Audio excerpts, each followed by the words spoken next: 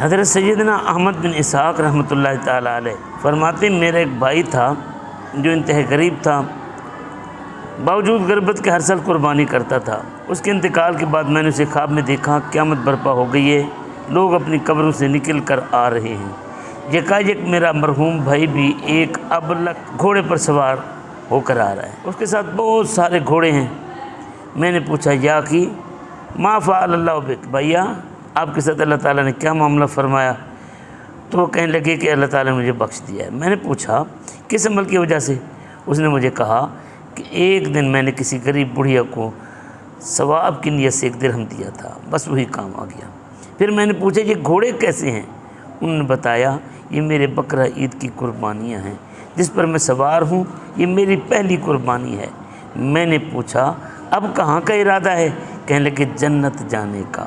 یہ کہہ کر میری نظر سے وہ اوجھل ہو گئے۔ حضرت نبی کریم صلی اللہ علیہ وسلم کا فرمان سچ ثابت ہوتا ہے۔ آقا نے فرمایا قیامت والے دن یہ تمہاری سواریاں یہ کھروں کے ساتھ، سموں کے ساتھ، بالوں کے ساتھ آئیں گی اور تمہاری قیامت والے دن سواریاں ہوں گی۔